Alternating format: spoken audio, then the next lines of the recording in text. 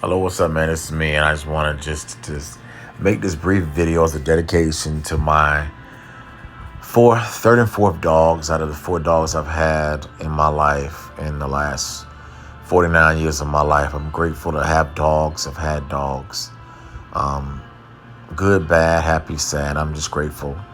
There's nothing like having a dog, and I feel bad for those out there in my black community that never will have one, that never ever will understand what true unconditional love is. But for those that have, we know, we know.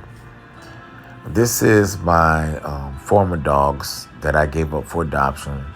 Had them for 5 years. I had them both when they were babies, 6 weeks old after they got their shots.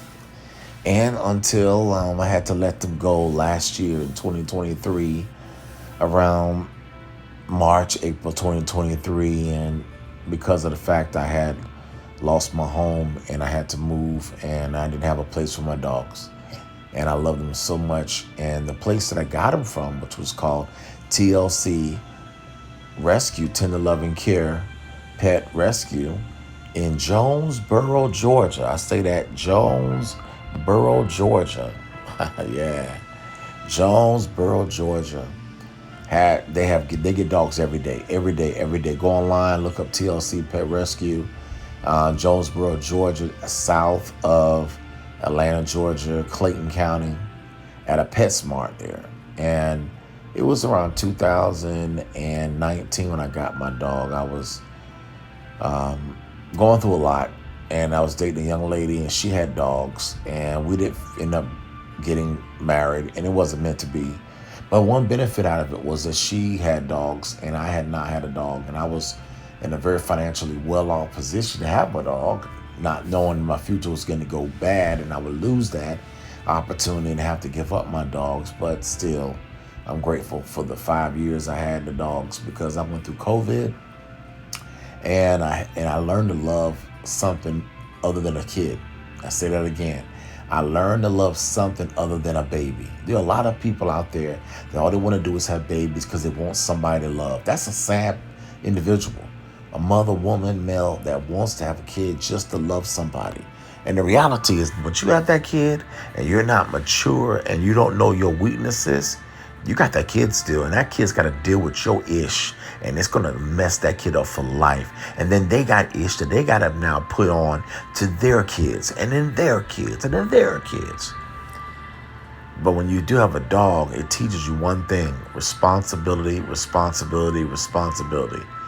They are the most amazing socially pet animals. They read our body language better than a human does. They are so aware because they watch us all day, and they listen, even though they don't necessarily understand words except on a 2-year level. But they learn over a period of their short life that God made these wonderful animals as our friends, and they are. So up at the top is the oldest but the smallest, the run of the litter. His name is Mr. Simba-Boobie-Doobie. Mr. Simba-Boobie-Doobie, 3-part name. Yes, I got it. That's the name I was given. Phenomenal, phenomenal dog. Got a great tail up. He's so happy. I'm very happy because he's living his best life now. He's getting to walk in nature in Millsbury, Massachusetts. I was in DeKalb County, Georgia, living in an apartment, and I was not able to take my dogs walking due to obesity and COVID. I'm giving you all the story, man. I ain't here to lie, because this is about my life. But they were in my house with me, and as you can see, they both a little bit heavy set. They got a little heavy set, probably starting off with me, but now they're walking, so they're getting exercise. And we had COVID from 2019 to 2023, 22-ish, 23. And around January 23, I realized that I'm going to lose my dogs. And so I told her I paid $500 to get them each. It was $500 per person, per dog. And that was to get the pay for the dental records and the medical shots and all that. Plus every year spending another $200 for the shots. So you multiply $200 per dog times 4 years, and that's how much I paid. And then I had to pay another $500 to get the last shots to prepare them for moving up to Massachusetts. I didn't know where the dogs were going, but now we learned a lesson. If you do really right, you can have those dogs shipped in a safe way too, in a car, preferably driven is the best way, not fly. Driven, because dogs don't like airplanes, and it's not conducive to put a dog on an airplane as it is. But my boy Simba, he flew with me on the airplane. I had him in an air holder. We flew to Tulsa back and forth multiple times. Yeah, he went to LA with me. I mean, as long as he with me, they're pack animals. If you keep them happy, they're happy. But he a tiny dog, so he could not, handle fast-paced vertical movement of G-forces would make him throw up, which is understandable. Car has G-forces. Dogs don't like G-forces, can make a dog throw up. So lessons you learn about kids and being a parent, you learn about dogs because they're like your first step. The way you take care of a baby is the same way you take care of a dog in a lot of ways. And then at the bottom, we have Mrs. Lolla-Bella. She is a Jack. They're both Jack Russells, but different mixes of Jack Russells. One's purebred, one I believe is mixed. You can see her body frame is a lot bigger. She's a much bigger dog. Her mom was bigger. But literally, she's like two sizes. I didn't when she was born. She was a tiny. I could fit her in the palm of my hand, and it grew from the palm of my hand to 40 pounds. That's amazing. Bless God. They both are spaded, and one's a boy and one's a girl. One's spaded, one's neutered, and they're brother and sister. And they took care of me in my home, my last home, for 4 years. And of course, it was difficult because I had a knee injury that I couldn't walk, and it was really tough. And I would pay for a wag to come and walk them. You mean her wag? There's a lot of things I did would have my dogs that were really amazing compared to, when you're poor and you can't have a dog. And I feel bad for those that are poor who never have the opportunity to have a dog and pay for the walk and pay for getting showered and clean and ticks and insects and just all the responsible things we do for a baby. And if you do those things for your child, but remember, we got a lot of black folks that can't even take care of their kids. So how much more can they take care of a dog, right? So that's why I'm saying I'm grateful. And so now a white couple has my dog. They're enjoying the best life. But I'm angry at the same time as I'm grateful. I'm angry at God for having the opportunity to have these dogs, but then losing them. But I'm also angry at myself that I did things wrong that caused me to lose them. So there's a life lesson here that we can talk about while we're grateful, we're angry at ourselves, God, all the scenario, because I believe I'm a good parent. I'm a good father. I'm a good Father's Day on tomorrow. I should be a father. I'm not. I'm angry at God for that.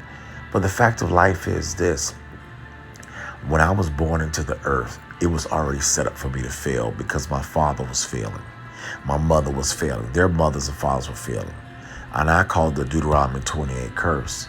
But while that is in play, and may always be in play, I'm grateful that there are some moments, and this is one of the best moments of my life, because during the time of COVID, I was living in an apartment and third floor and Sloan Square Apartments, La Vista Road, a very wealthy, high area in North Druid Hills, Georgia, now called Brookhaven, Georgia. $1 million homes on the same street of La Vista that's owned by Ashkenaz, so-called Jews. And I lived in this beautiful apartment. I didn't feel like I did because I didn't understand how blessed I was when I was living there, because it wasn't the top-notch $2,000 a month gated community that I used to live in. So going from that high level to where I was at, I felt it was a downslide. Paying $1,500 a month was bad.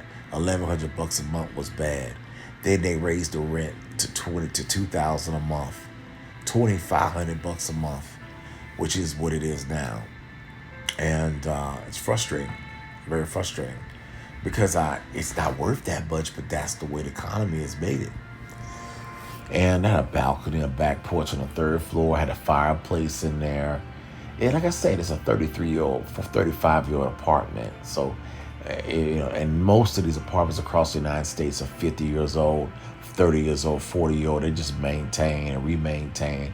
And as I've been looking at houses, and then that made me realize that houses can be 50 years old, so can apartments.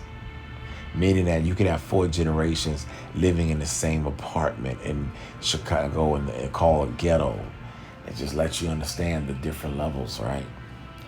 So I never had to really take them out and really let them be dogs. And so I'm really grateful that they are now, after 4 years, becoming dogs and having fun. And the guy that has them, I stay in contact with him. And I'm so grateful because I was afraid he would call me back because I was worried about him, They're like your children. And I'm grateful to God that I had the opportunity. So may God take care of my babies. I always will be mine. And may I get another chance to get 2 more babies, 2 more dogs, and be financially secure to take care of them for their whole 18 years, not for just 4.